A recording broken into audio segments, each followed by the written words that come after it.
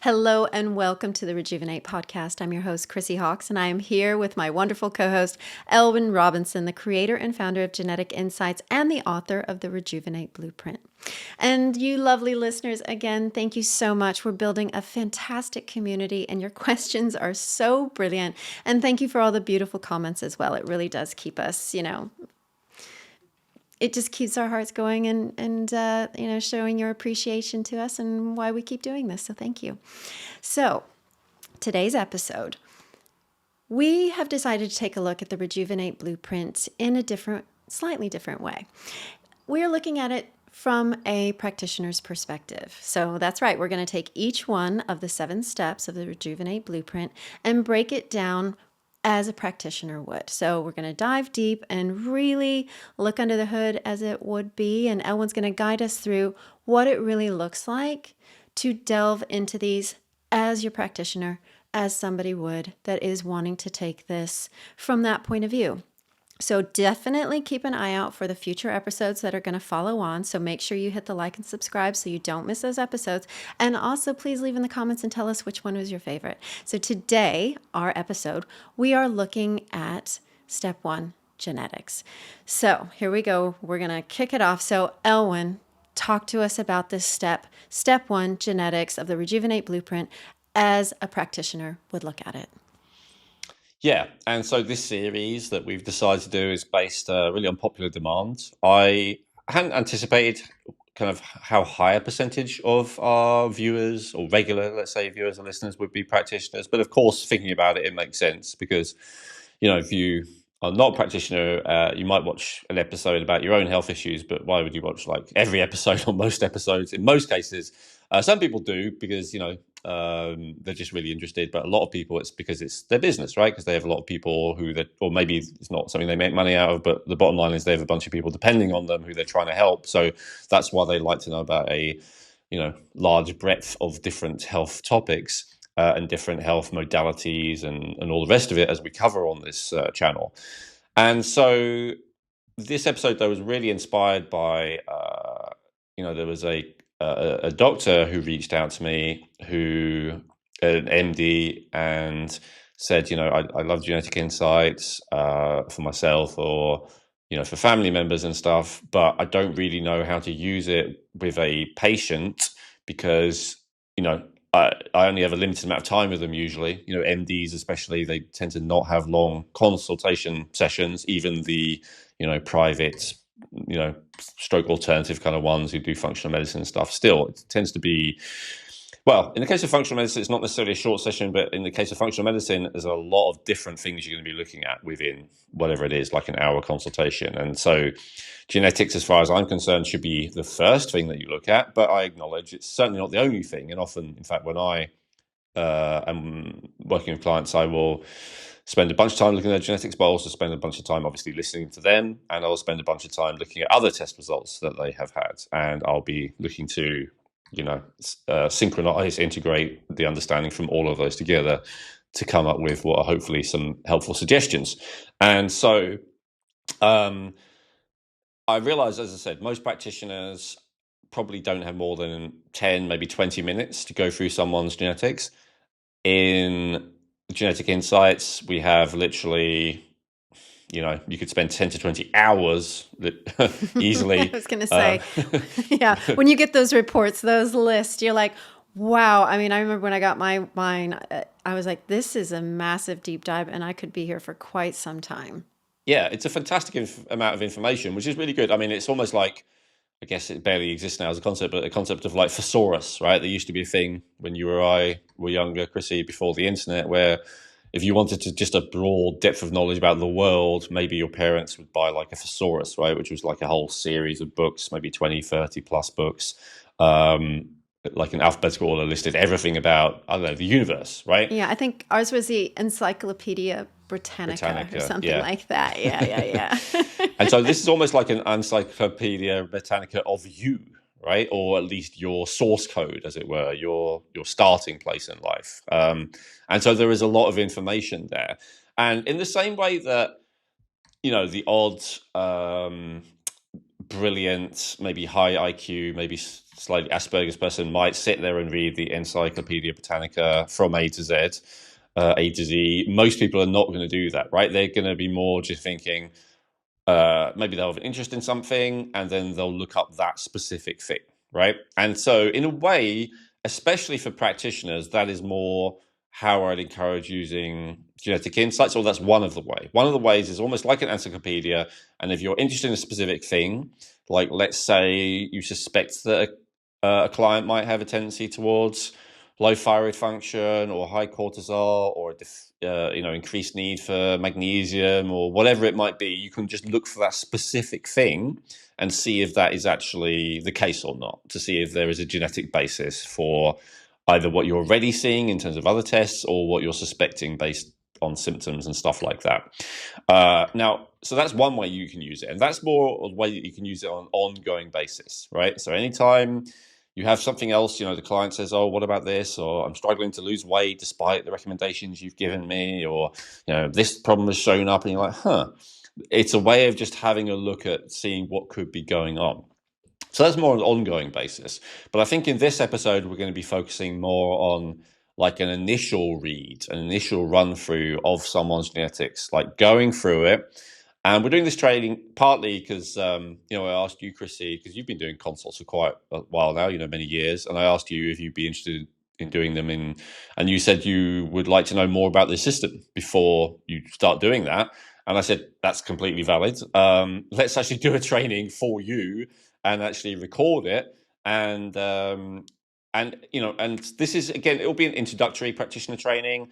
I've had some people already try to persuade me of doing a full-on practitioner training, more like a membership course where people, maybe there would be live calls where I'd answer questions from actual practitioners about specific cases and all that kind of stuff.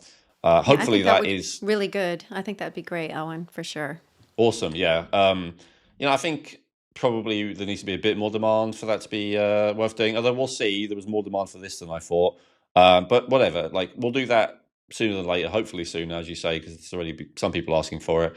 But for now, I thought let's just do an introductory, guide to each of the 7 steps or 7 root causes of the Rejuvenate Blueprint. And yeah, the first one is genetics. And I'll just quickly talk about why it is the first thing that I would look at. So it is, as I said, the blueprint. I do pay a lot of attention to blood tests especially, but other, saliva, stool, urine, hair, whatever as well.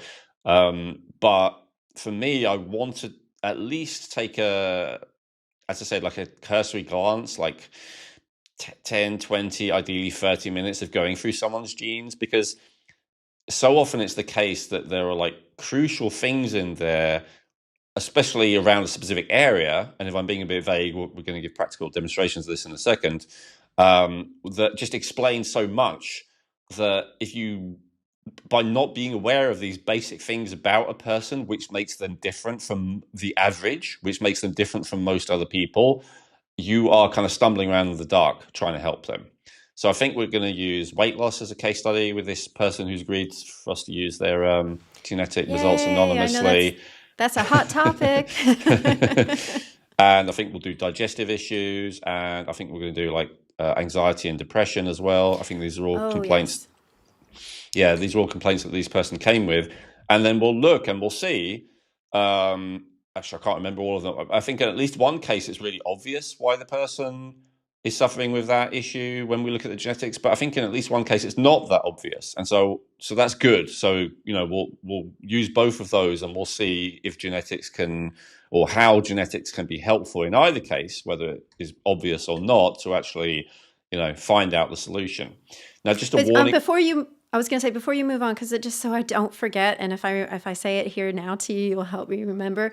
I heard somebody talk about anxiety and ADHD, and the individual is talking about, the person that they were speaking with, is that sometimes people, there could be a confusion that somebody that has massive anxiety actually has ADHD. It's not, it's like there's some kind of crossover in that regard. Don't know if we can identify that within a person's genetics, but, or whether we discuss it on a future episode, what that looks like. But you just triggered that thought, and I was like, oh, let me speak this now, because whether we do touch on it here or later, at least it's here between us, and when we can look at it at some point.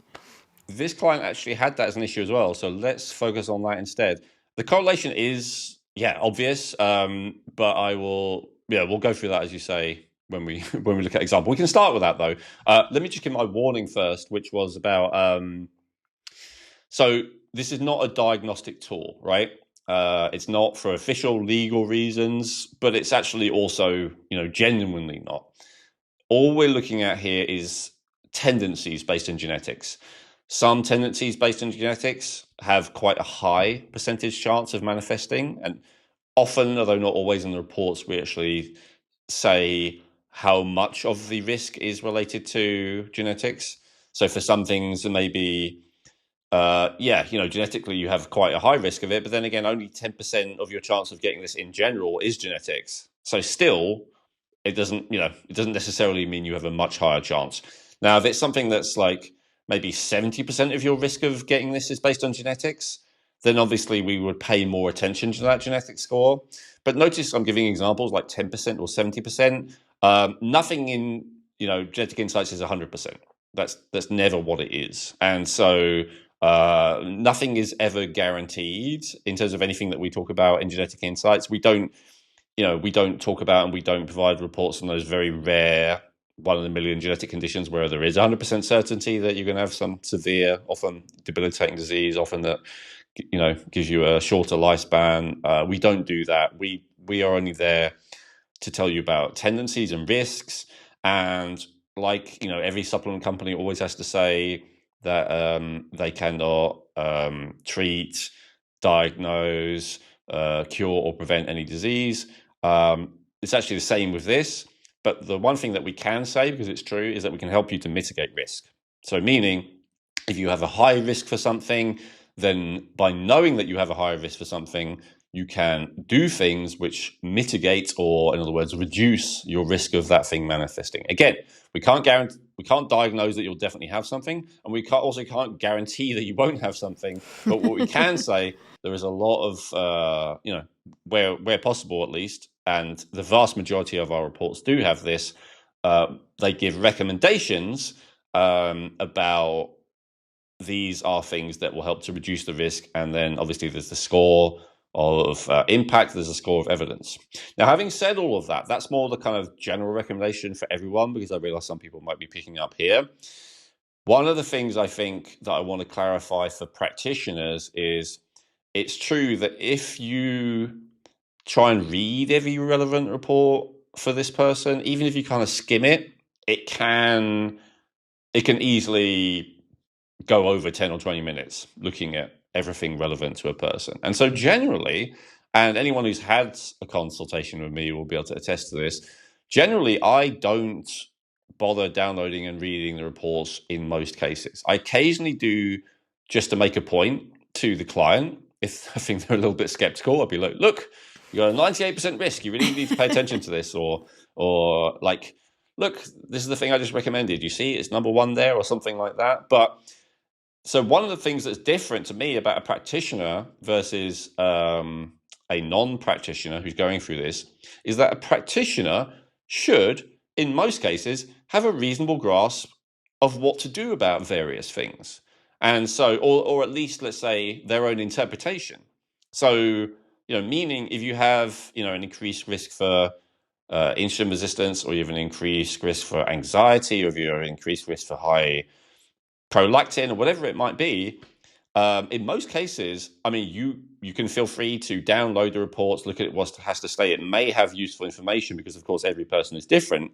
But broadly, as a practitioner, you already probably have your own ideas about how to address each and all of those things. And so I would say that's the big difference about reviewing things as a practitioner versus reviewing things as a merely a person who would like insight into their health, is that you don't have to, in general, you can always choose to download the reports and look at them. And so for that reason, and also for the reason that it makes the technology a bit more tricky, we're not going to do that. We're not going to download any reports in this. So this is not a way of like showing off how awesome our reports are for, non-practitioners who are watching the channel, whatever. I am not going to be doing that. I'm just going to be focusing on how I would approach things as a practitioner in terms of looking through just the membership site where you see just the scores that people get. And just based on that, you can then make your own assessments. And if that doesn't make sense, it will do in hopefully a few minutes when we actually go into the practicalities. You made a really good point too.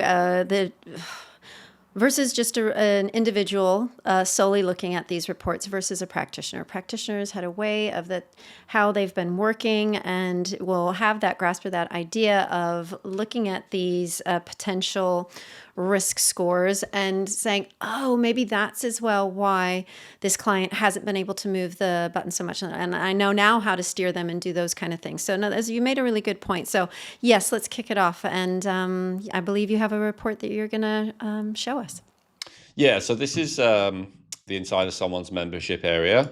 And so the first thing that I would note, and I would give this advice for both practitioners and non-practitioners actually, is just be aware that the default is to show you every category, and the default, at least at the current time, we may change this, is to sort by risk. And so when you first log in, everyone sees just like a mass of high risk things. Red. Yeah, feel overwhelming, like, oh my God, I'm going to die. No, everyone has this.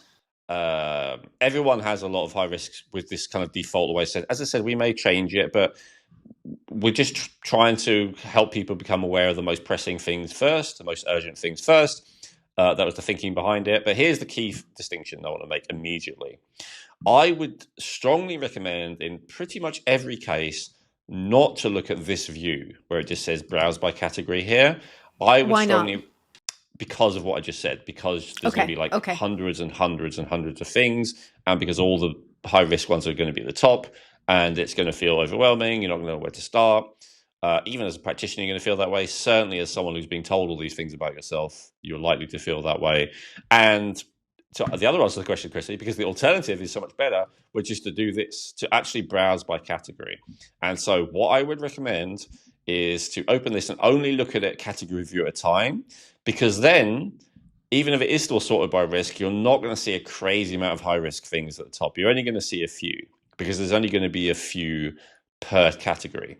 And so I think what I want to do is I'm going to show you first what I would do with someone who doesn't have any specific complaint, because it's often what I do with someone, even if they do have a specific complaint and goal. And then we'll give examples of what I would do with specific complaints, if that makes sense. So let's say someone comes to me like you, Chrissy, they don't have any real health problems, but they're just interested in their genetics anyway. Okay, so then, there's no specific complaint. So there's a few key categories here that I would usually start with. One of the ones I start with often is the nutrient needs. So why do I start with that? Because exactly, you took my question. Yeah, why do you start with nutrient needs? Because, well, this is why I made it like the second step or the second root cause of my system, because it is a low-hanging fruit, easy way of often giving people really profound changes in their health. You're only strong as your weakest link. That's one of the basic fundamental precepts of the Rejuvenate Blueprint system in general. Like, we have to find the root causes of whatever is keeping you from being at an optimal state. And there's often many, but if we find the ones that are the weakest link, and we find the ones that are the most of a problem that are often hidden, they will have a massive impact on everything else, because you're only as strong as your weakest link. Now, often many systems, including other people who have been guests on this show, they talk about weakest links being, for instance, toxicity. I do not disagree with that. That is often an issue. The problem is that in many cases, people with chronic health problems, it's often difficult to address that in a symptom-free, kind of smooth, easy way. Often it's quite difficult. Like if your problem is like high lead, like mine, I mean that's a real problem. Even if it's something that's a bit easier to deal with. Let's say it's glyphosate. Well, glyphosate, is terrible as it is as a toxin, it doesn't actually take that long to flush it out of your system. You just have to go 100% organic for a few weeks, months, whatever, and support the detoxification channels. But it's really not too difficult. But I say that's just to a lot of people going to a 100% organic diet, if they're eating out and eating with family, all the rest, that's still extremely difficult, right? Yeah. So what is easy in comparison is going, oh, I have an increased need of a certain nutrient. I seem to be having a lot of the symptoms that result from a deficiency or a suboptimal amount of that nutrient. Let me just take more of that nutrient. Maybe it's something, not always, but maybe it's something completely harmless. Maybe it's something very cheap.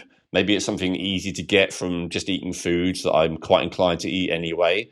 And maybe that will resolve a lot of my issues. So that's like a best case scenario often is, and we had a case study not long ago on the channel of someone who had an experience like that where they had anxiety for 40 years, chronic, kind of could barely leave the house kind of anxiety, and had tried, by their own accounting, had spent hundreds of thousands of dollars on all kinds of therapeutic interventions, and none of them had really made a difference.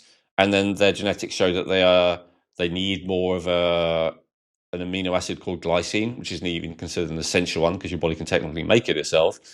And then they start taking it, and within a very short period of time, a few weeks, most of their anxiety is gone.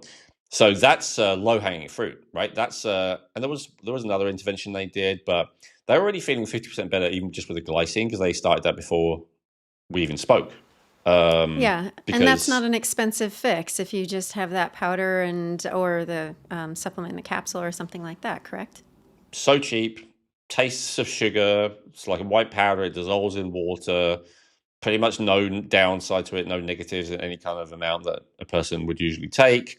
Was naturally found in high levels in food anyway until recently, until we all collectively in the European descended world stopped eating connective tissue. But throughout most of the history, we would eat a lot of connective tissue. Throughout most of the world, they still do eat a lot of connective tissue, which is high in glycine. So yeah, this is like a completely normal thing to have in your diet that we are just low in.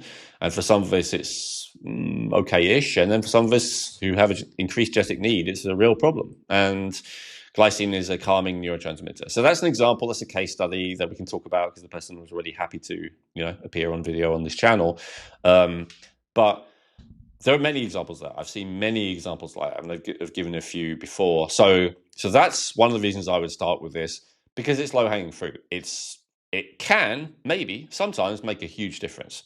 So if I'm looking at this person's, even if I don't know anything about, if they don't have any complaints or problems yet, I can see that they have an increased need for, a fair amount of different nutrients. In this case, we can see this person has an increased need for about 10.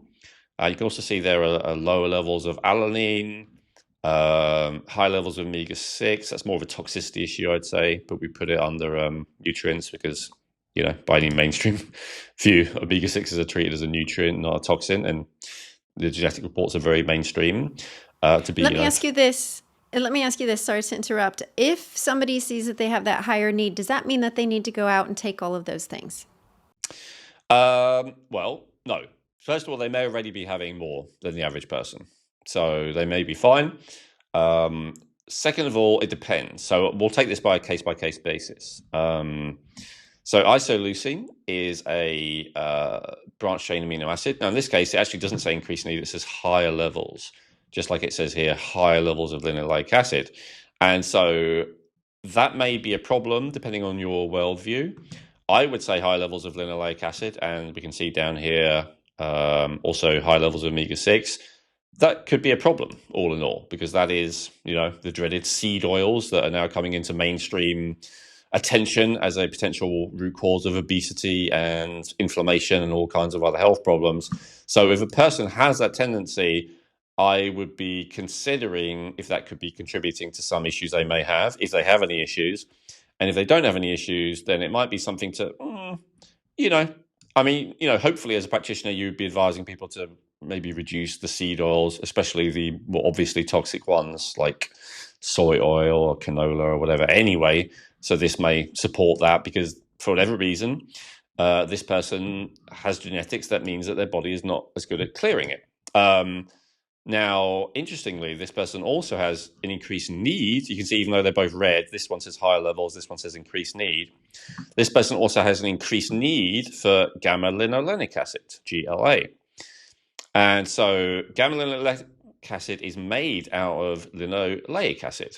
So the classic omega-6 kind of starting point, linoleic acid, which is pro-inflammatory, actually should get converted in adequate amounts to GLA, which is actually an anti-inflammatory, like health supporting, hormonal balance supporting type of essential fat. I actually think this is the only type of omega-3 and omega-6 that even Ray Peat, who had an issue with all unsaturated fats pretty much, he also was not a fan of any omega-3s like EPA and DHA, even though almost everyone thinks that those are beneficial. But even he talked about the benefits of GLA. So GLA is something that is, universally beneficial. GLA is something that is often sold in the form of like borage oil or starflower oil, and is often like traditionally sold to women who are menopausal or premenopausal, who have menstrual symptoms, because it can be helpful with that. So that's kind of what it's known as. And, again, if as a practitioner you happen to not know a huge amount about it, you can always download it, right? And it will give a full guide to it. But again, as a practitioner, you probably do, and you're already aware of what all these things mean. So this explanation is more, like a recap, and you would say, So I am surmising based on this that genetically this person has the enzyme which converts one to the other, which I can't remember the name of it off the top of my head, but it's an important one. That enzyme is obviously just naturally slow. It doesn't make that conversion very well. And so because of that, we would first of all look at supporting the conversion of one to the other. There's certain nutrients related to it. I know like a report like a NutriVal will evaluate the level of both of those, and it will also tell you if the conversion is not being made very well, what nutrients, what cofactors will increase that conversion. And that's kind of the complicated version. I guess the simple version is to go, you know what, reduce seed oils, and maybe if you have some of the symptoms that are often related to low GLA, maybe take some GLA. It's a very cheap and easily available supplement that may be worth considering, especially if you are a woman with menstrual premenopausal symptoms. Okay. Wow. All right. So that's a quick overview for the nutrients. And then so in this... Sorry, that's an example. I mean, we'll go through all of them. Okay, great. Yeah. I'll do it a bit more quickly. Okay, so isoleucine, having high levels of that, usually not a problem. Technically, it's kind of related to reduced lifespan in some studies and rats and mice and stuff, but I wouldn't pay much attention to it. If you're a longevity doctor, though, you might do, and you might be warning the person to lower the branched chain amino acids in their diet because they have a tendency to hold on to it. So that's possible. Methionine is another amino acid. Now, in this case, it says here increased need rather than higher levels. And so as a practitioner, so this will be a split. A lot of kind of functional medicine doctors, kind of naturopaths, they might be saying, oh, no, we want to give you that because, it helps with detoxification. It's a building block for SAMI. It helps with methylation. If you are on, the other end of the spectrum, you might say, well, methionine is one of those amino acids which correlates to reduced lifespan. Again, more in rats and mice models, admittedly. And some people have an issue with it. Some people with a sulfur sensitivity have an issue with it. It potentially is, a pro-inflammatory amino acid, according to some research and some health teachers like Ray P. And so you might say, you know what? I'm not too bothered about that being you have increased need for that. I would not recommend you having any extra. But again, see, this is where it depends on your perspective as a practitioner. If your perspective as a practitioner is that methionine is very beneficial and you see that, you might say, well, I want the person to eat more high methionine foods, take methionine as a supplement.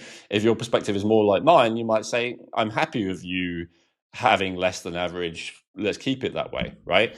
Right. Ditto because of its relativity to longevity. Yeah, and Not relativity, sorry, it's impact on longevity. Yeah, it's opinions on this. There's a lot of things that are not settled science, right? There are definitely some benefits to methionine, and there are some drawbacks to methionine. So everyone can draw their own line as to whether that's something they want to increase or not, even if there's a tendency for it to be low. It is an essential building block for glutathione, for instance, which is an important antioxidant, and some people want to increase it. Some people do not, because one of the things is homocysteine, right, which is definitely a lab marker which is indicative of all kinds of health problems. So that will increase along with methionine intake with a bunch of different if-thens, but all other things being equal. So, there's a lot of reasons why you might want to restrict methionine. There's a lot of reasons why you might want to increase it. But that's just information for you. Then you as a practitioner can make a judgment about it. Same for DHEA. I realize most practitioners are going to believe in the benefits of DHA. Well, then fair enough. If you see this in your client and you see they have an increased need, maybe you normally recommend 500 milligrams a day DHA to clients. Maybe you want to recommend 1,000 milligrams, right? If you think that's safe, because you see that they have that increased need, especially if you feel like they have symptoms related to low DHA, if they have memory problems, if they're having other brain problems, if they're having inflammatory issues, whatever. You may go, okay, well, I want to increase that. Same with vitamin D, right? That's something on this channel where I know a bunch of people who are watching are fans of practitioners who say don't have it, or at least don't have it as a supplement. Obviously, still get it from sunlight. And so that's a judgment call. But I would say one thing that could be universally agreed upon, probably for anyone seeing this, would be, well, we want to actually measure the vitamin D, because that is a cheap, easy, readily available test compared to a lot of the other ones we talked about so far. And then if it is actually low, which we would expect if the person has an increased need, then we want to consider, do we encourage them to supplement, or do we encourage them to get it from light? Right. Sunlight if possible, but maybe also UVB light if they are living in the Scandinavian winter or whatever. So that's a judgment call again for the practitioner to make. Now, if we download the report, it will explain all the stuff about vitamin D. It will make recommendations, including sunlight and including supplements. But it's up to you as the practitioner to then make that judgment call, if that makes sense. So increased need for taurine. Yeah, this person, mainly amino acids. I haven't seen actually. Yeah, I think. A couple of vitamins. When you see this block of these increased needs in this nutrient section, and you kind of see all of these, are you able to get a sense of what they're struggling with? Yeah, often. I've kind of avoided that topic for now, because I'm going to move on to the problems afterwards. With this. But no, person, it's good to know that, especially because I know you've been doing these for quite some time, that you're looking and you might be seeing a pattern like, oh, you can identify and stuff. So that's really okay, cool. That's good information. One of the things I would draw, one of the conclusions I might draw from this is that this person would not do well being a vegan. So they're probably more on the hunter-gatherer end of things in terms of their ancestry. And what's giving that away? And we'll look at that by looking at their carbohydrate report. Well, methionine is an amino acid that tends to be highest in animal flesh. Taurine is something that is pretty much only found in animal food. DHA is only found in animal food, in that case, fish and eggs. Vitamin D is either found with sun or, again, with animal food. Mushrooms as well, technically. But tryptophan is generally higher with animal food, especially dairy and poultry. So overall, that's a lot of things. And then also the fact they don't do particularly well with high levels of plant fats, right? So there's nothing here saying, that they have an issue with saturated fat, but there is something here saying they have an issue of plant fat, in this case, linoleic acid. So these are clues. So that's one of the things that I'm potentially seeing. In terms of the problems that they would have, sometimes it's really clear looking at this. In this case, I would say it's not as clear. I wouldn't say, oh, this is the classic nutrient profile of someone who, can't lose weight or has anxiety or whatever. That's not immediately apparent. But it's a good question, yeah. Increased need for tryptophan. Actually, almost everything here, funnily enough, is all things that people have different opinions on. So again, that may or may not be something you want to increase depending on your view of tryptophan. Again, some people say it's an inflammatory amino acid, so it's not a bad thing if you tend to have lower levels of it than average. And then now it's interesting having increased need for tryptophan and niacin, because obviously your body makes niacin out of tryptophan if it can't get enough niacin from other foods. So that would mean to me that the person definitely has a risk of low niacin, and niacin is an essential building block for cellular energy. There's the whole thing about NAD plus these days and NMN supplements and all the rest of it. So these are really just different forms of niacin, or what niacin ultimately becomes in the body, which is NAD plus.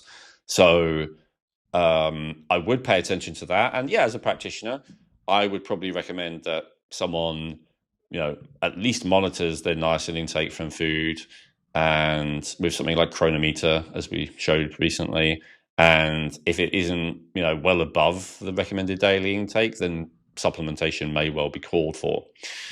Even this iodine here, this is a controversial one. I tend not to recommend iodine to people in most cases, because too much iodine is just as much of a problem as too little.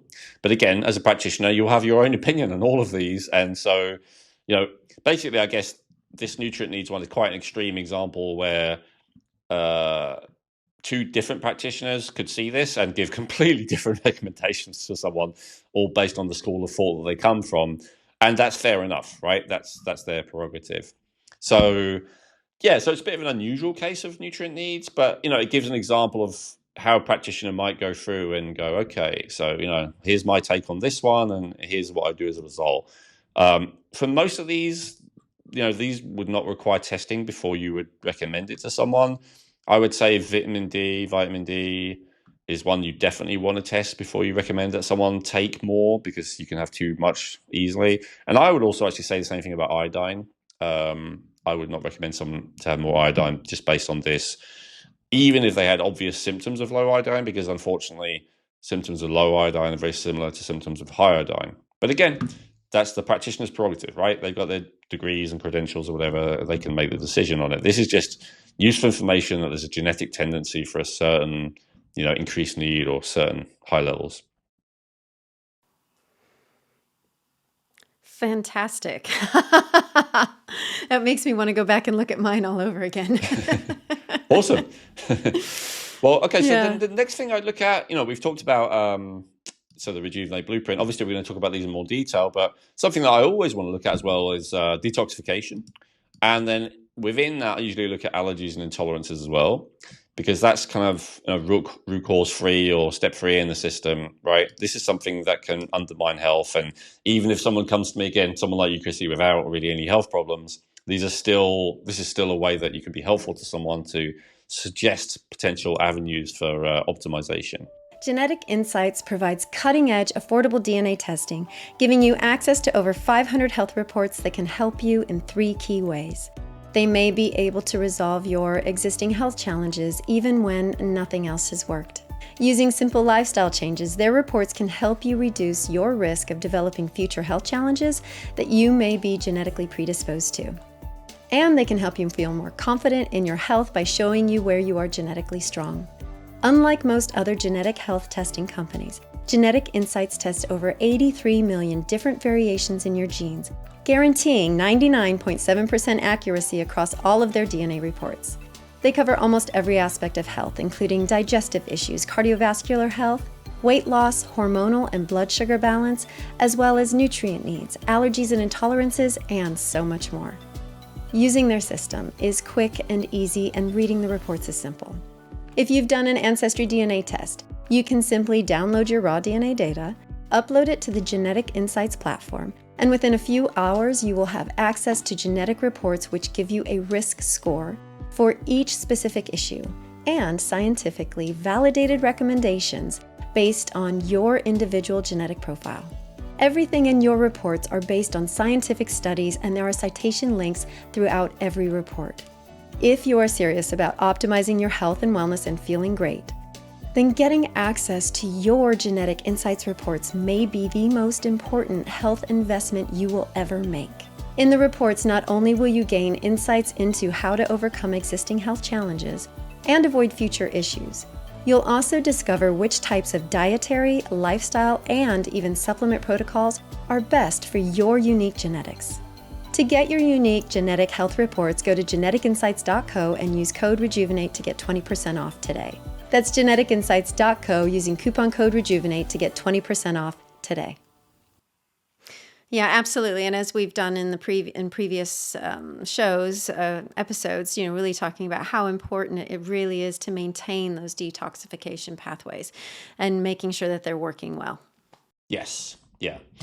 So you can see the number one thing that this person actually has here is stress. Now, I decided what is in each category. This may seem like, why did you put stress and detoxification, Elwin? Because it has such an impact, right? Even if the person in every other sense didn't have any problems with detoxification, if they have this tendency for very high stress, they could still have toxicity issues because the very high stress, that very high demand of energy on the body to maintain the sympathetic nervous system will take energy away from other things like the detoxification system. So they may have a perfectly healthy detoxification system, but it's not getting enough fuel because it's all going into the stress response. So that's helpful information in and of itself. However, this person does have, a few things that would be worth paying attention to in the realm of toxicity. So this HLA gene means there's increased tendency for inflammation. I don't usually pay a lot of attention to the genes on their own because we have an information report that takes a lot of things into account, including HLA. Just like right, we have. So not taking that tiny, how do you say, very, why isn't the word coming to me? A very pinpointed view. Your inflammation section is really looking at a wider scope, not just one item. Yeah, all the relevant genes rather than just one. Yeah. And, ditto for this. There's obviously one detox gene that's slower here, NAT2, two. So can you go back up to that gene just real quick? So just getting the understanding of the wording where it says higher activity. Can you quickly just give us a little understanding of what that actually means? It means that there's the HLA gene is more active than it should be? So yeah, for the NAT2 gene, there's also the NQO1 gene. But just because a person has two detox genes here that are slower than average doesn't mean that their overall detoxification is negatively impacted. And in fact, if we go down further, we'll look for the detox report itself. We'll say, yeah, they actually have a higher ability to detoxify. So we've got to remember not to jump to conclusions. This is one of the reasons why Genetic Insights is superior to most of the other genetics platforms out there, especially, ironically, the ones that practitioners use, because most of the ones practitioners use are looking at it a gene at a time, and then people are making all kinds of conclusions just based on one gene or a couple of genes. But of course, the truth is that it is a lot more complicated than that. There is a lot more to it than that. And so, yeah, in this case, this person, their overall ability to detox when looking at all the different relevant genes is actually perfectly good, because you can see a couple of examples here, So while a couple of them were slower, a couple of them like GSTP1 and GPX1, both related to glutathione, are actually better than average. And so the SOD is average, whatever. So, yeah, I wouldn't go too much. Now, having said that, so what you're saying too, as well, is like, even though that one gene up is in the red, look at all the others. Like it could potentially really balance out. If you're asking about detoxification in general, but why do we have it in there at all? Well, because a practitioner may be focused on that specifically for a specific reason. So, for instance, I know our mycotoxin practitioners. There's some practitioners who focus a lot on mold and mycotoxins. And so HLA is an important gene for those people. And so if you suspect mold illness, for instance, or SIRS or whatever, then that is relevant information to you. You might also pay attention to the fact that detoxification is overall good, but you might say, a person maybe is more likely to have an issue with mycotoxicity. And in fact, you can see that this person also has a higher risk for mold sensitivity, which would correlate with that.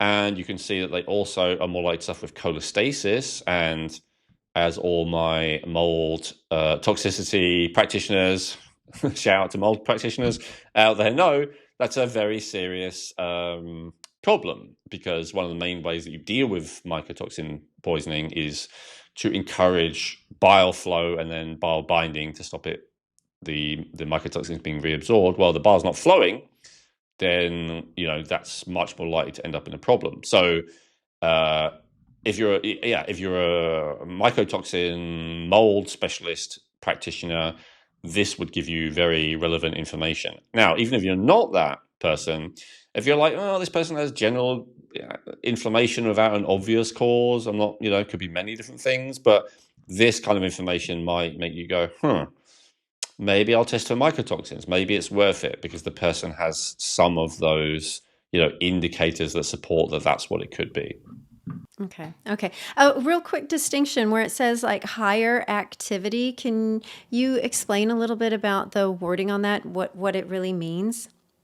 Yeah. So this report is actually measuring a bunch of different genes, 15 to be precise, and then different SNPs within it. And so what it's saying is that some of those are dysfunctional, or have the dysfunctional polymorphism or allele. So, and this is not set in stone, but basically, there's a tendency. So with one of the SNPs that this person has, there's increased risk of ulcerative colitis. With another one, type 1 diabetes.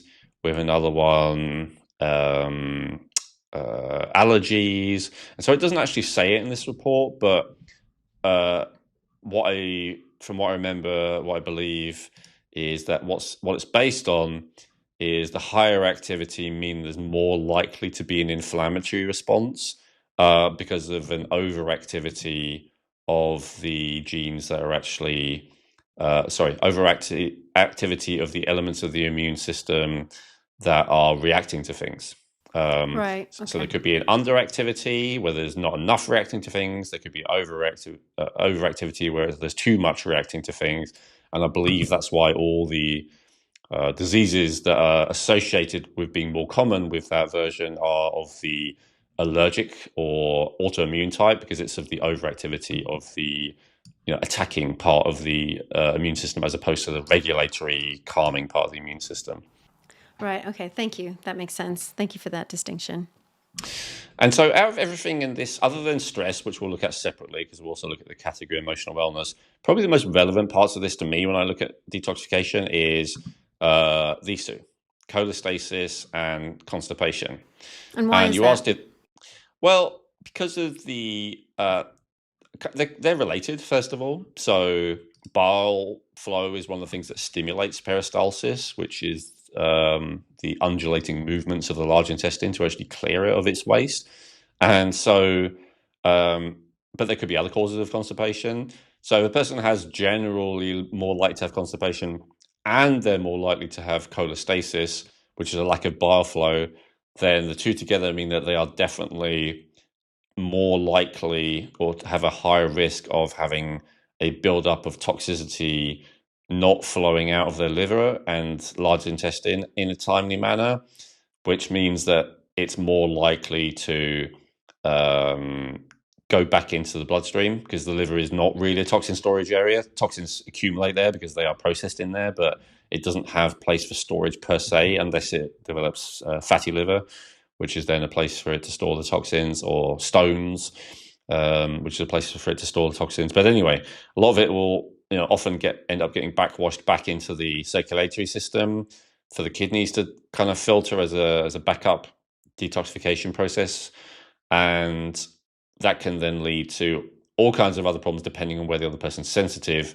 But the most common one being circulatory issues, cardiovascular issues. So where the person builds up, plaque, cholesterol, clots, fibrin in the arteries, because the body's protecting itself from the toxins or even just the bile acids, which the liver is not able to deal with because the bile is not flowing out of the liver quickly enough. And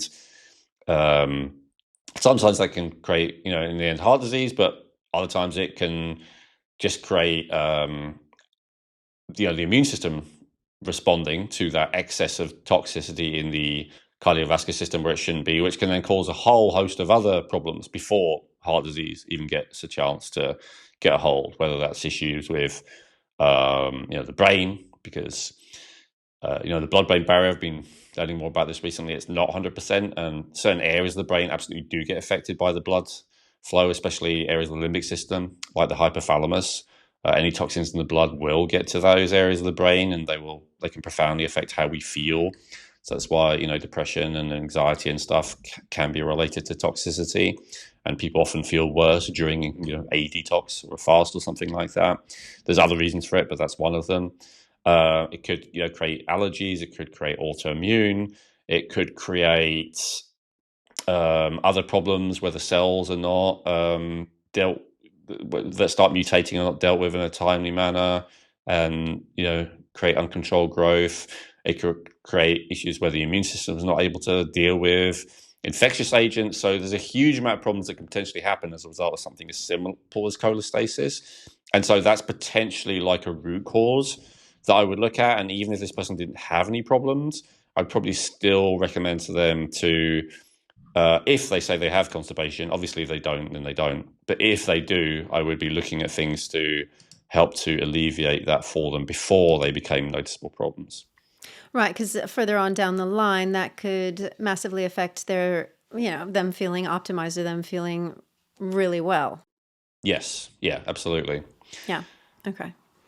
Another one I would always look at in terms of categories. So the next one I'd probably look at, and I don't always do it in this order, but I'm kind of doing it in the order today. Yeah, I was going to ask if there is a specific order that you like to look at. Is one not necessarily more important, but maybe give you more insightfulness? Yeah, the order I'm doing it in today is, based on the Rejuvenate Blueprint. I would probably do that in general with people, unless my that's a good idea. intuition draws me to one, over the other, which it often does, but it's kind of like a default if I'm going in blind. So yeah, the next one then is hormonal balance, right? That's one of the things that we talk about a lot on this channel, and it's I might look at that before toxins in practice, because in the same way that I said with nutrients, it's very easy to help. Yeah, It can be very easy to help a person feel better. I remember exactly as you said in the previous episodes, where it's like, well, I also want to help get you feeling better before we kind of have to really get into some of these other things, because how you feel is massively important. It makes a huge difference to your mindset of what you feel that you can achieve, and just being able to cope with where you're at in your situation. Yes, and I think as a practitioner, it's easy to be a purist. If you're a new practitioner, you might be like, well, I'm just trying to follow the steps that my school taught me or whatever. But I think after a while, you learn that helping people to feel better ASAP is important, because all your purist beliefs about the correct order of doing things go out the window if the person doesn't come back, right? So you need them to consistently come back in order for them to go through a program with you where you can get them to, a state of optimal health or whatever it is you're aiming for. And so if the advice you're giving them just makes them feel worse, even if you're 100% right and everything is beneficial, if it just makes them feel worse, then there's a substantial chance that they're going to drop off and not come back or not stick with it. And so I would say it's very important to help people feel better. And of course, that almost sounds like, oh, people are idiots. I'm not saying that. I'm saying people have lives to live. They have relationships to maintain. They have jobs to maintain. They have goals to achieve. And they may be desperate, like 50% of people plus in my country and your country are living paycheck to paycheck. They can't afford, $1,000 emergency. These are not people who have the luxury of, oh, I'll just take some time off because I'm detoxing. This is not your average client. This is not your average person. So we have to help people to feel better so that they're able to function, so that they're able to enjoy their life, so that, you don't throw them into the pit of despair by getting them to try and process some toxicity they're not ready to deal with yet, all of that kind of stuff. So it's very important to help people feel good. Yeah, I mean, because the other part too is if you're like, oh no, we have to address this first, and they feel like absolute shit, then they're gonna be like, why would I? No, I don't want to go back to you. I felt horrible.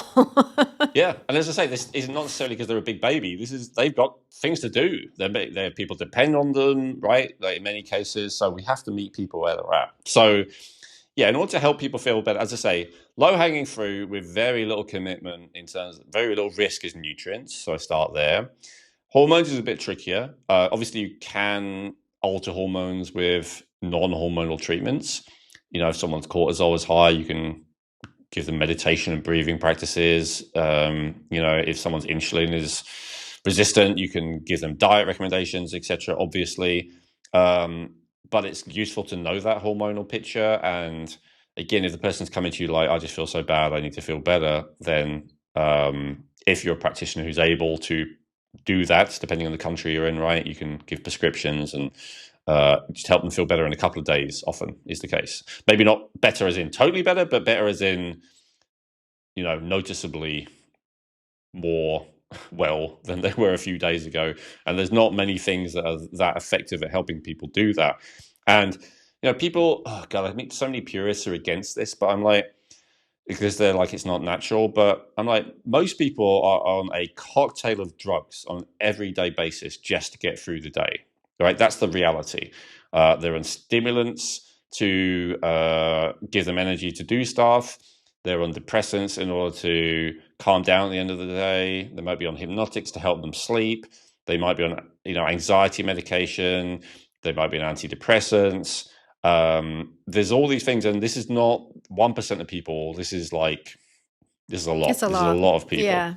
Depending on the Yeah, and country. that's not even exactly. And that's also not just to say, by coffee or caffeine in drinks, sugar, alcohol or cannabis, the things people are doing just that you don't even have a prescription for that are taking them, taking their nervous system on a ride.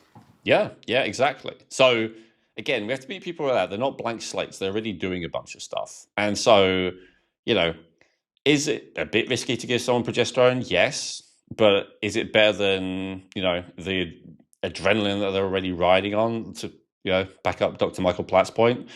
Probably in most cases, yes. Is it safer than the alcohol, the cannabis they're probably already using in excessive quantities? Probably yes. So again, do you see what I mean? Like compared to optimal, all these things are a little bit risky, and I know a lot of practitioners are a bit against it or wary depending on their training. But from my point of view, you got to live in the real world as well as focusing on helping people feel better. So anyway, so I'll look at hormonal balance next, and but again, this is a practitioner training, so it's up to you, practitioner. You do it the way you want. Right. So just we're looking at hormones. You're looking at where there's, things that are potentially, in the red, where they have a higher risk for lower levels, things like that. So that's giving you information of where this person could be, how can I say, need more support. Yes. Yeah. So if you ask me that same question again, like, do I see anything here that would indicate to me that a person had a specific problem? Yeah. And in this case, my answer would be yes. Like this is a pattern of someone who I would guess probably has issues with energy and who has issues with weight. Right. And Yeah, so because why? looking at the thyroid, the T4, the T3, that's coming up on all sides. And then the insulin resistance, for sure. Exactly, yeah. And so, insulin and blood sugar are essential for energy. Thyroid's essential for energy. I won't do a whole training on that. We talked about that before. And again, this is for practitioners. But we can see here that this person has this tendency for insulin resistance. We can see this is not 50-50. You can see the way the bar is, where it's mostly green and then a little bit of red. So this means like there are two categories of people here. There's like about 80% of people who do not have this risk, and there's about 20% of people who do. Now, you probably know there's probably more than 20% of people who have insulin resistance. So, but the distinction there is, in some cases, it's created purely by diet and lifestyle. But in some cases, a minority of cases, there is a genetic component to it as well. So that's saying in this person's case, there is a genetic component to it.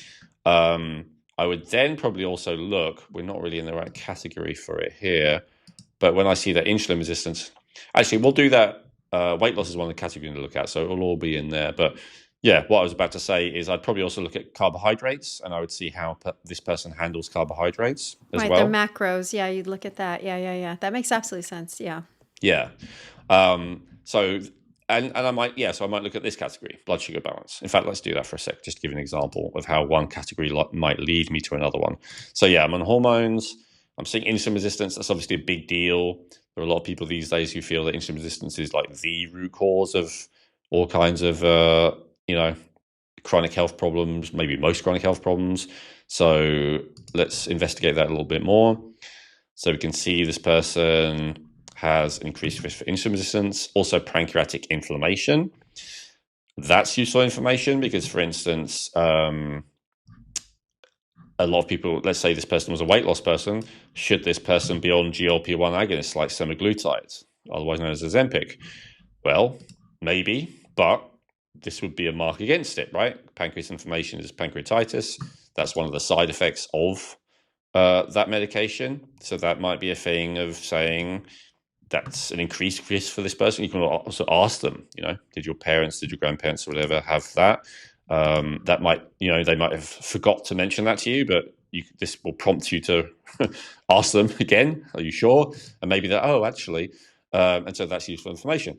And we can see here, this person has a worse response to carbohydrate, right? Right. So we talked about that earlier. Yeah. Remember I was saying they seem more like a hunter-gatherer type who probably needs to have animal foods.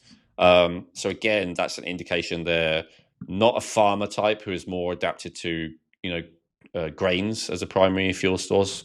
Because some of our genetics have been, some of our ancestors, depending on obviously our background, have been eating grains for tens of thousands of years, like as a primary staple food. And some of us have adapted. I believe you're an example of that, Chrissy. A lot of your ancestors going back a long way, they have adapted to carbohydrates, they have adapted to grains, especially because that's kind of was a staple for a long time, rice, wheat, whatever.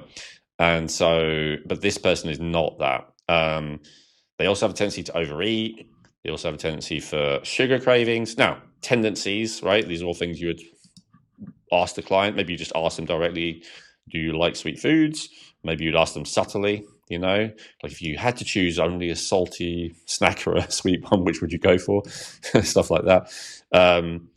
But yeah, so, all of this picture now, I'm really starting to think this person might have an issue with weight loss, and they might have an issue with blood sugar as well. It's probably worth testing, like doing fasting glucose, an A1C, insulin ideally. I know it's more expensive, but I would get this person to test insulin in this case, and then we can fasting insulin, and then we can see what's actually going on, see if that's an issue. But anyway, back to hormones then. I'll just keep on that track for now. So yeah, the other big thing comes up, as you said, Chrissy, is thyroid.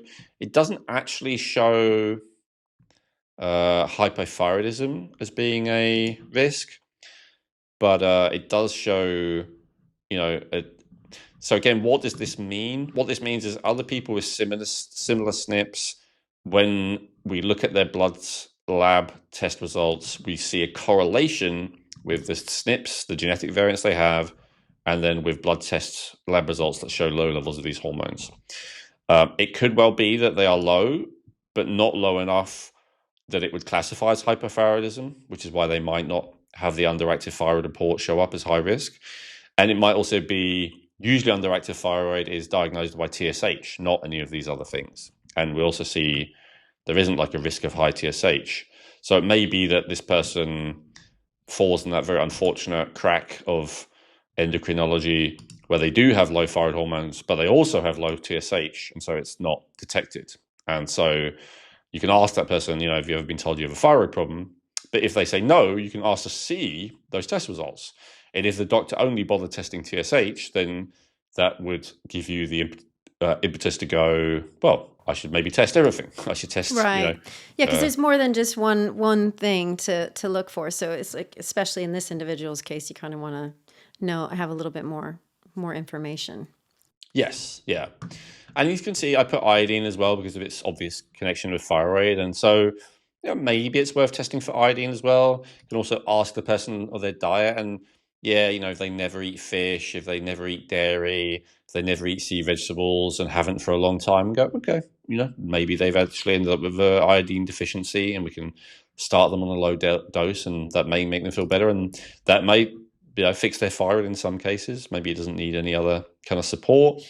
Other nutrients, we didn't really, we didn't see selenium or tyrosine or iron or any of the other things that sometimes cause low thyroid as in their genetics, but those are things that may be worth testing for nutritionally if you're a practitioner who doesn't like to prescribe thyroid or isn't able to. Then we can look at all the other potential causes. And of course, in terms of root causes, high stress is often a root cause of low thyroid, and so we may want to look at that as well. We haven't actually. So what we don't see here is high cortisol. So despite that tendency for stress we're seeing everywhere, it doesn't seem to be particularly cortisol driven, at least not according to genetics. And actually, from what I remember, this person did test their cortisol, typical levels, and it wasn't high. In fact, it was lowish. And so, of course, there is that category of people who they have a lot of stress and anxiety. They don't have high cortisol. So I think the fear on that is that they have high adrenaline or noradrenaline. And that actually brings us to our ADHD conversation soon, Chrissy.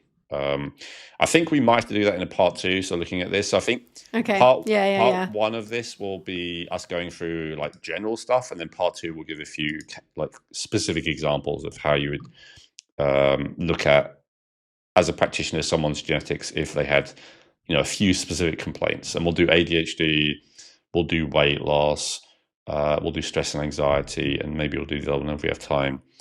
So one other one that I always look at as well, and it's related to what we just said about hormones, and it's never requested or almost never requested, but it's always a good idea in my view, and it is this one, emotional well-being.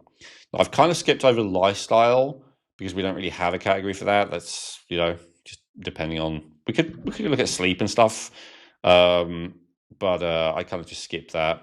We haven't really looked at infections. Honestly, I'd say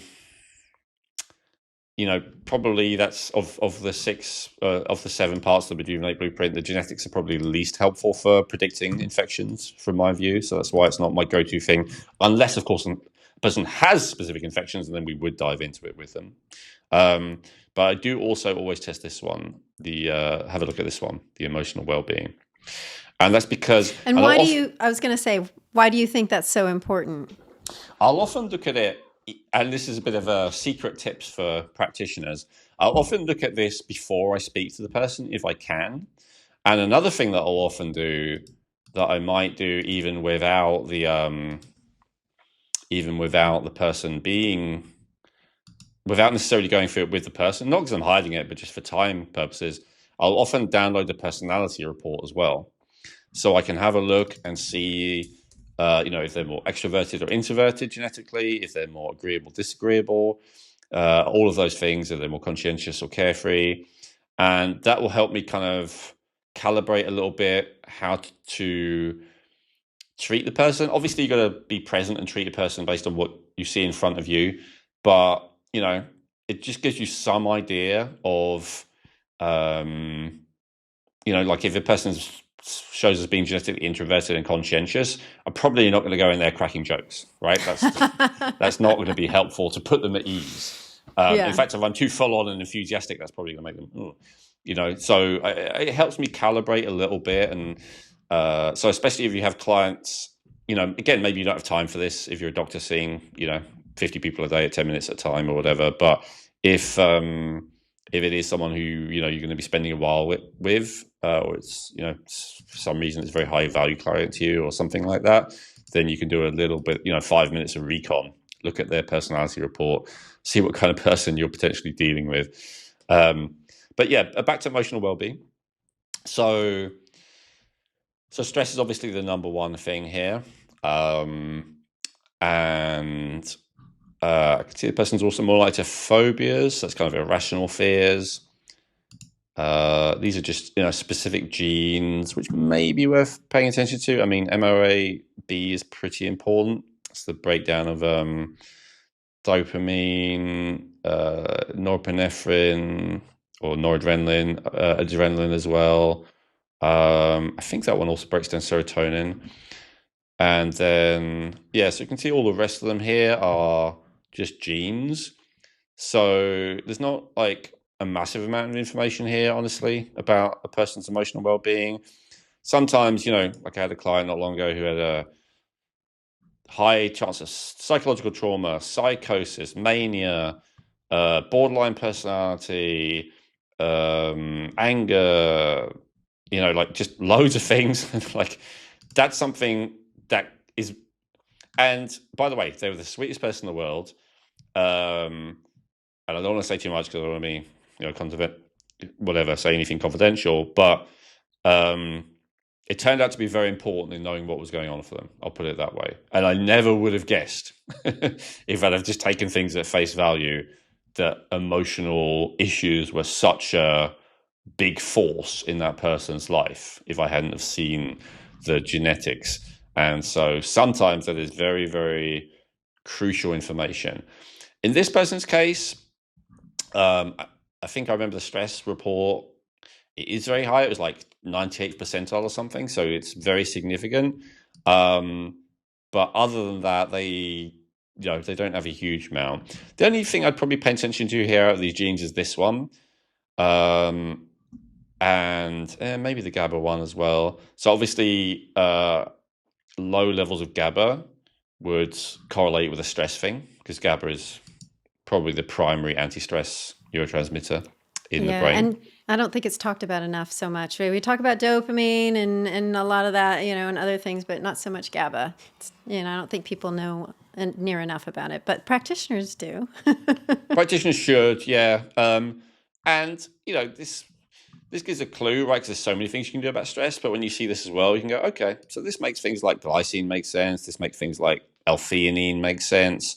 And so, rather than anti-cortisol things, which is often maybe a first line of thought of a kind of a nutritionist, functional medicine kind of person, like, phosphatidylserine and ashwagandha and those kind of, cortisol lowering things, you might be thinking more GABA raising things when you see this, right? You might be like, okay, maybe some L-theanine, some glycine, some B vitamins, maybe some liposomal GABA itself, maybe hormones that stimulate GABA, like progesterone in women or allopregnanolone, maybe DHT in men. So you'd be looking more at the GABA end of the spectrum rather than looking at cortisol when you see this. The lower activity of this one as well, the endorphin one. I wish we had more information on this. So I would like a complete endorphins report. I don't think we have it yet. So this is only looking at one of the endorphins, but it is pretty important. And this is one of the receptors that relates to pain specifically. So all other things being equal, I'd expect this person to maybe have more of a tendency towards pain, to have like a lower threshold for pain. And that's something that's potentially helpful information. Although, not necessarily on its own, but if it's in combination with something else, it may be helpful. And so, those are some of the starting places. Oh, and the other thing that I usually look at is this one: allergies, intolerances, and sensitivity. Let's just look at that. Right, you mentioned that. Yeah. And the reason for this one, again, is because it's a low-hanging fruit thing. It's not as easy as taking a nutrient or taking a hormone, although some people have a lot of resistance to taking hormones. So in some cases, it can certainly be easier than that. But it's one of those things, sometimes it's quite difficult to comply, like when the person has quite a broad spectrum one, like this one, oxalate sensitivity, which I'll talk about in a second. But sometimes it's really easy. Like for some people, I don't know. I haven't met many of these people, honestly, because it's always the tough cases that come my way. But there are plenty of people out there who have all these problems and then they just stop eating gluten and everything gets better. It can be really simple. Right. Or they just stop having dairy, and sometimes it is, they stop having histamine, or they stop having salicylates, or they stop having oxalates, which is a bit more complicated. But it can make a massive difference. So I know practitioners know this, but just to emphasize this for a second, if your immune system tags it as a danger, or if you have a genetic variant that means you're really not capable of dealing with it, which is more the issue of oxalates and salicylates and to some degree histamine, then it's like something that really should be no big deal becomes a really big deal. Like it is. And if the person is having that every day or every meal or every hour of the day, which is sometimes the case, like people drinking coffees with milk all day when they have a dairy allergy or whatever,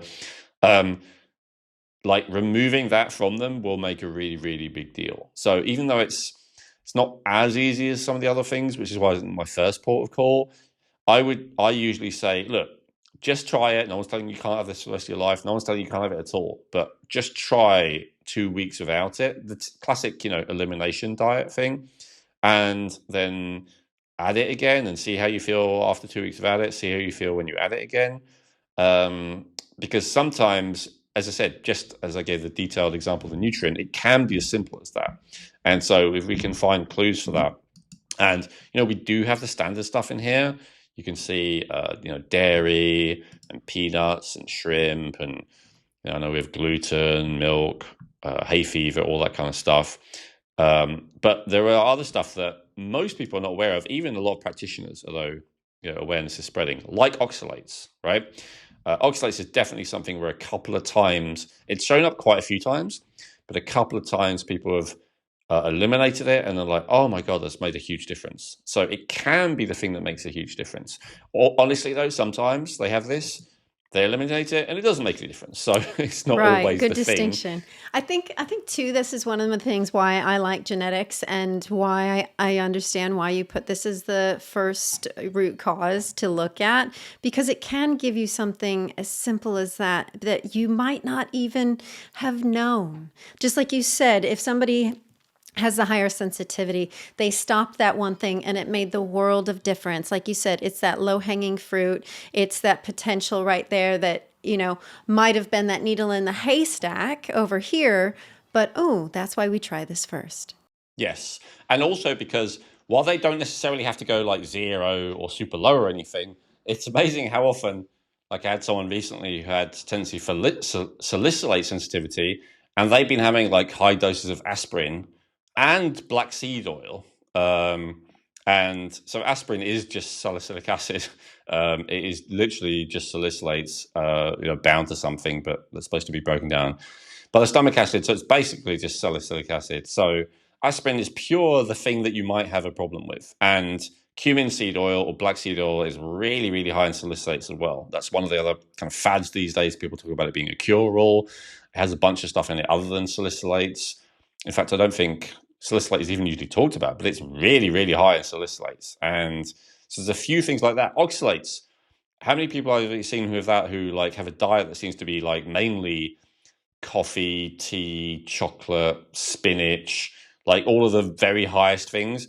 And oxalate is one of those things that even if you do have an issue with it, if you just avoid a few foods that are not like breads that everyone loves, but more things like, I suppose some people really love chocolate, but like spinach, the amount of people who have oxalate sensitivity who are eating spinach, I wouldn't think spinach is one of those things that people can't live without, like bread, but it's amazing how often. I think they do it because they think they're supposed to sometimes. Exactly. So at least we can say, look, you don't have to spend money on this black seed oil because it may actually be bad for you, or you don't have to spend, you don't have to eat the spinach that you don't really like anyway because it may actually be bad for you. So that can be a relief to people. Or histamine is another one. I often have people who are like, I take these probiotics and I eat this fermented food because people tell me it's good for me, but it always disagrees with me. It's like, yeah, it's because you are, genetically you're low in the DAO enzyme, which breaks down histamine in the gut specifically. And so if you have too much of it in the gut, then your body's not going to be able to break it down, and some of it can get in your bloodstream and it can give you all these symptoms. It may not do, but it may. And if nothing else, even if it doesn't create any problems yet, don't spend money into it and force it into yourself if you don't like it, because it's probably not even helping you. overall. So yeah, that's very helpful information, and the kind of information that the client is grateful to receive, right? And sometimes it's also justification. Like I quite often see like glyphosate sensitivity or organophosphate sensitivity, and then you're like, look, you don't have to be 100% organic, but if you wanted to, but you're struggling to justify the cost to yourself, here's some justification, right? Like you genetically really are worse at dealing with it than other people. There's this person had actually, I didn't want to go over. Yeah, sun sensitivity. That's another one. And there's a bit of a movement these days of people telling you how important it is to be in the sun. I'm sure, although I haven't watched that interview yet, because I don't think it's been finalized with Jack. Where he talks. I'm sure he talks about the importance of the sun there, right, and getting sun. Very much. And yet, it's not necessarily for everyone, or at least if you follow the recommendations of people like that and you feel worse, rather than thinking like, oh, I must have got it wrong somehow. Well, maybe it's not good for you, or maybe it's more that you have to be careful because you have a high sensitivity. Exactly. And BPA sensitivity, maybe you haven't paid attention to that. But you see that and you're like, okay, I'm going to start making sure I drink out of, bottles that are not BPA or whatever, just subtle things like this that can just give you the motivation to avoid these things that sometimes can make a big difference. But even if it's not noticeable overall, it will help you, over the medium to long term. And, it can help just give your clients the justification for it here. Whereas, testing for all these things would cost, tens of thousands, hundreds of thousands of dollars. But because there's not really any massive harm, as I said, cutting out all foods containing oxalates, you could say that's overly unnecessarily restrictive in the diet, especially without evidence. Fair enough. But if you just tell them to avoid the 2 or 3 highest oxalate foods, which are so much higher than every other food, I don't really think there's a big risk in that. But it, potentially will save them getting something agonizingly painful like kidney stones down the road. So I think it's a good idea. In an ideal world, you'd meet all of your nutritional needs in the form of vitamins, minerals, phytonutrients, and more from the foods you eat. However, unless you prepare all of your food at home from scratch using the highest quality ingredients possible, the reality is that most of us need some nutritional support. Most of us need to take supplements if we want to look, feel, and perform at our best on a consistent daily basis. And this is especially true if you have genes that give you an elevated need of certain nutrients. And this is where Feel Younger can help. What I love about Feel Younger is that they offer a huge range of quality supplements and healthcare products formulated and endorsed by Elwin Robinson, including must-haves like magnesium glycinate and vitamins B12, D3, and K2. And they do it at affordable prices with free shipping for orders over $50 without ever compromising on quality, purity, or potency. To learn more about how Feel Younger supplements can give your health a boost while supporting this podcast, please visit feelyounger.net and use promo code Rejuvenate to get 20% off your first order. That's promo code Rejuvenate for 20% off your first order at feelyounger.net. This has been quite a great overview. So, looking at these categories that you've talked about, which was the nutrients, it was detoxification, it was hormones, and then the emotional well-being. I mean, I know we've spent a good nearly hour and a bit going over this, but let's say, somebody doesn't have this practitioner doesn't have tons of time to really look in. So what would you suggest for a practitioner that is going to look at this and be able to utilize it well? Well, we spent over an hour because I've been talking. But even though I aimed for this to be practitioners, I did say a lot of stuff, honestly, that practitioners probably already know. So I need to be careful of that in future episodes. But I think I talked about, probably a lot of it was about the areas where different practitioners may disagree. But actually, in practice, you can spend 2 minutes on each of the sections that we just looked at, right? Or less, like a nutrient needs. If I just load it, I might be like, okay, yeah, do you eat a lot of seed oils? It may be worth reducing that. Do you have menstrual syndrome? Have you ever tried GLA? Did it help? Maybe worth trying that. Do you take DHA? Okay, how much do you have? Just 1 capsule a day. Maybe consider having 2. Have you tested your vitamin D? Okay. Was it very low? Interesting. And then depending on your perspective, right, you can recommend a certain amount of vitamin D. Do you take a B complex? Yes. How much niacin does that have in it? 50 milligrams. Okay, that should be sufficient. like, I don't know, how long did it just take me to say that? Like, it's just a quick buzz through, right? And that's kind of how I'm recommending you do it without all the explanation, right? As a practitioner, for detoxification, do you feel you suffer with a lot of stress? Yeah, okay. Well, we'll tackle that separately. Do you suffer from constipation? Yes. Do you eat a lot of fatty foods? No. Okay. Why not? Oh, you find that if you do it, creates a bit of digestive disturbance. Okay. You may be suffering with something called cholestasis. I'm going to recommend these supplements, or whatever. That might even be it. Oh, and maybe we talked about the mold thing, right? So you probably already have asked a few questions around that, but if you think that if you think you have some of the signs of it, you say, have you ever been tested for mycotoxins? Yes. Okay. What are the results? No. Okay. I think that might be worth a test for you, right? Next. Like, literally, that's how quickly you can go through it all as a practitioner.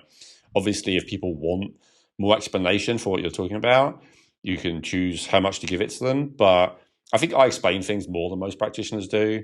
And I think that's good. I mean, people give me Yes, good it is feedback on good. that. It is They good. like the explanation, but I Yeah. know a lot of practitioners just don't have time for that. I don't see that many people, honestly, because I'm doing a bunch of other jobs. So I guess when I see people, I'm happy to talk to them.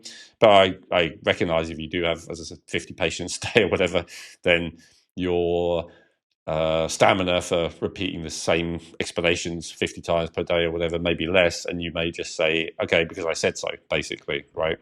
And that's perfectly reasonable, because people in the end are not coming to you probably for education. They're coming to you to get better, right? Or to get advice on being the best they can be.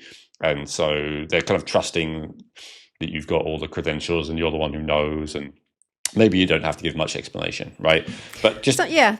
But to go back to our practitioner episode, it would be great to get the point of, if you want further education, go look it over here. Sorry, you don't have time to explain it, because if you get somebody that's just like, because I said so, and do it because I said so, yeah, it depends on the demeanor. But yeah, but I get it, because if you're having to repeat that stuff constantly, that's going to take a lot of time and energy that you may not. You got your next client booked in, and not too long down the road.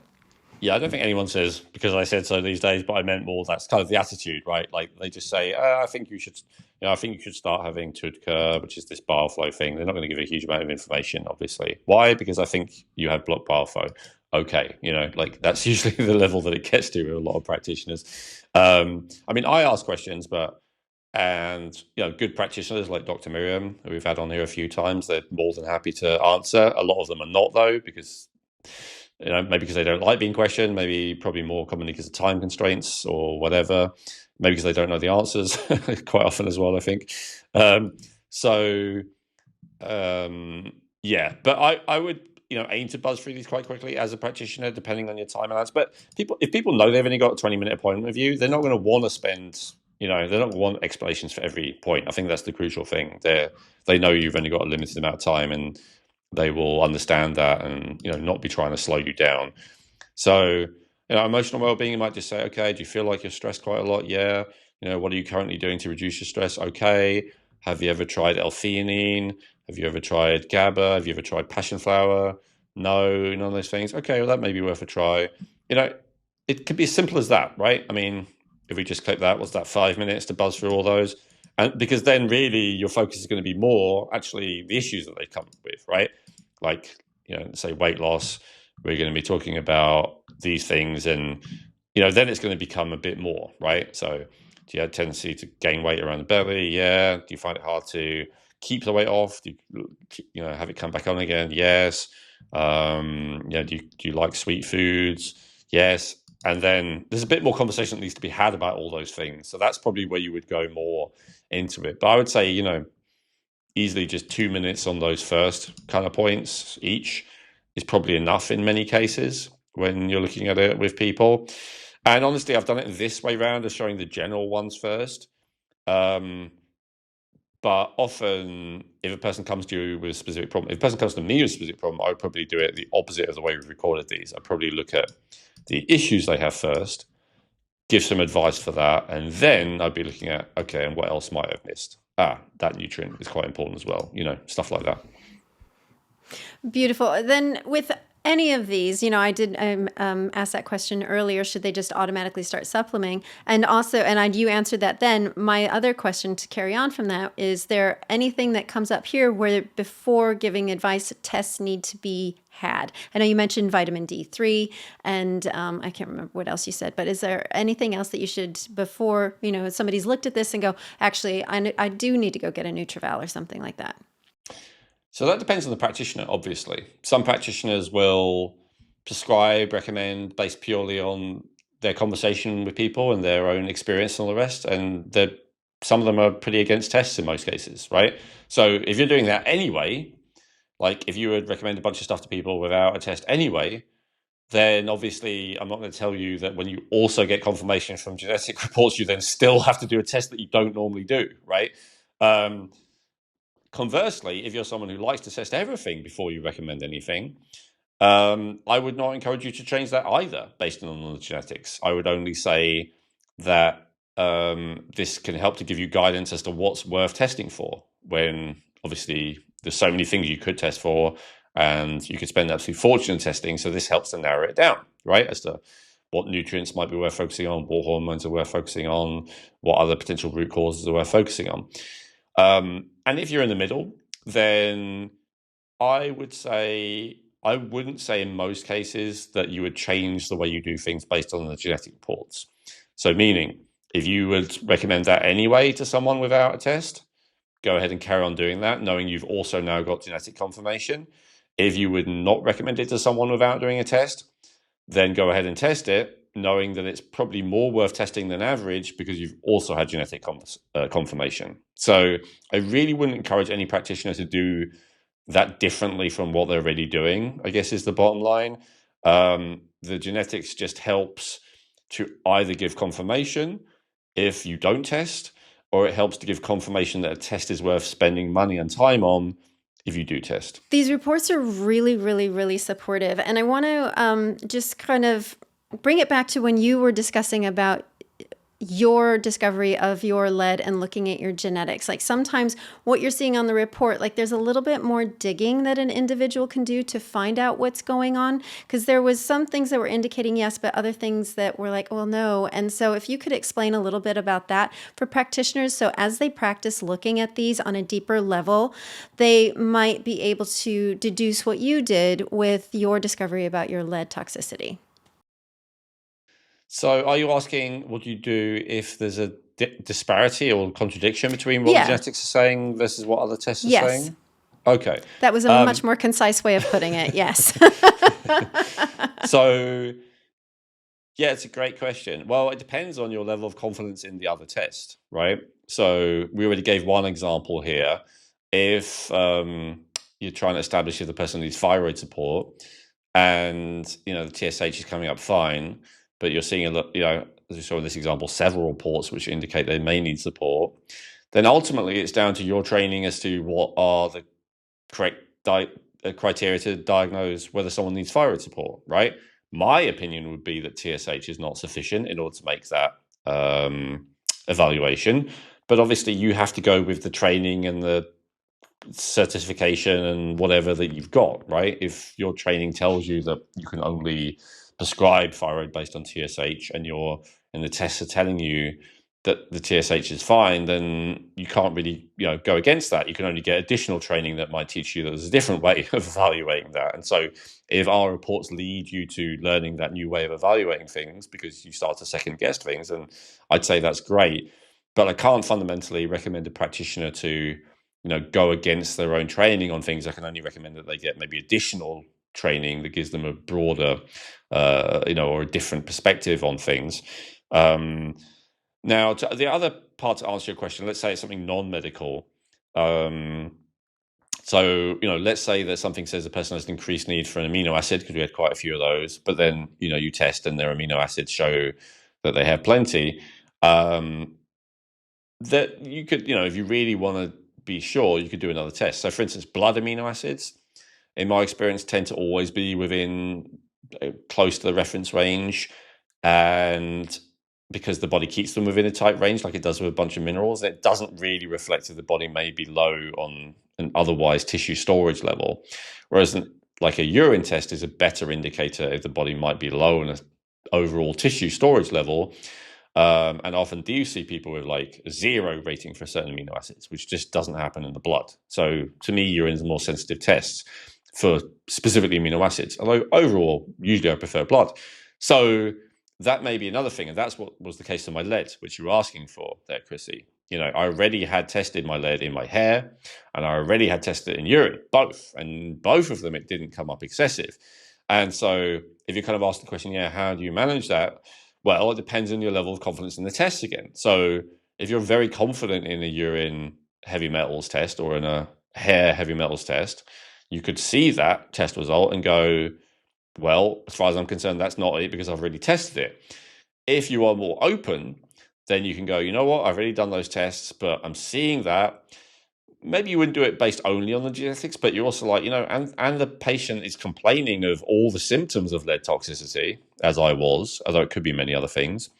Maybe it's worth testing the blood as well, even though it's more expensive, significantly more expensive and difficult because it has to be venous. But that's a leap that a practitioner may or may not make, and it's hard to say.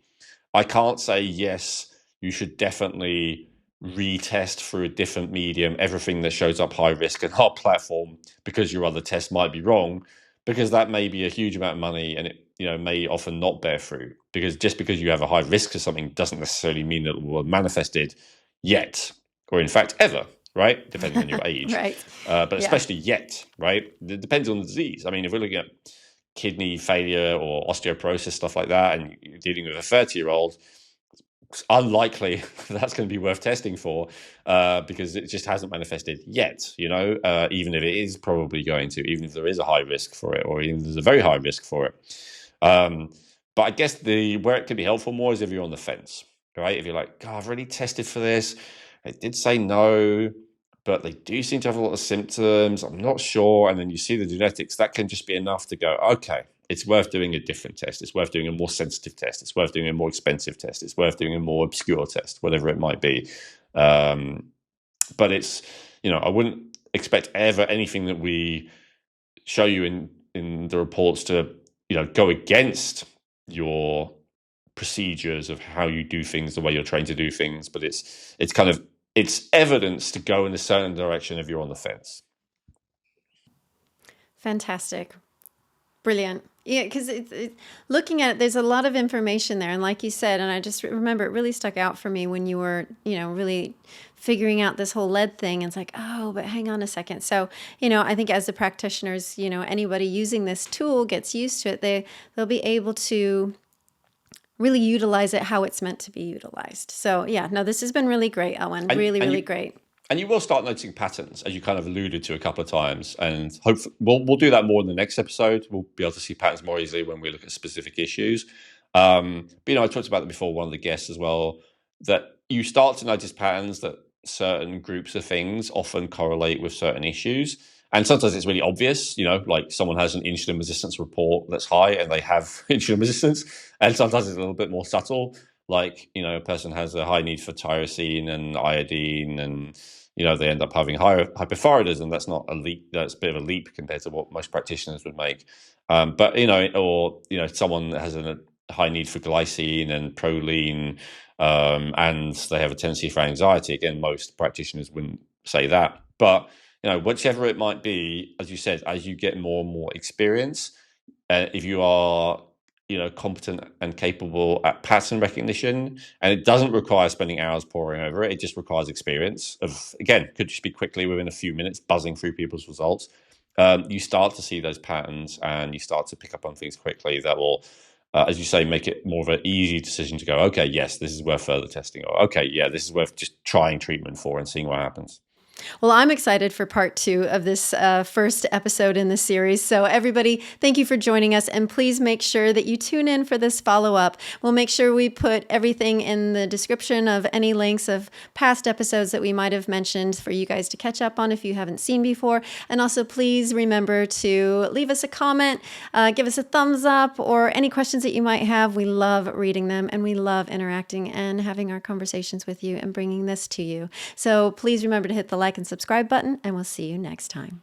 And if you have any practitioner who you're currently working with, if you're not a practitioner but you're watching this anyway, share it with any practitioner who you think might be open to it, please. That would really help us.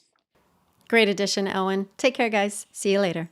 Hey, I hope you enjoyed that video. You may have noticed I recommended a few different videos in that episode, and one of the ones I recommend is just here, if you want to click there, or another one I recommend is just below, if you want to click on that one and watch that next.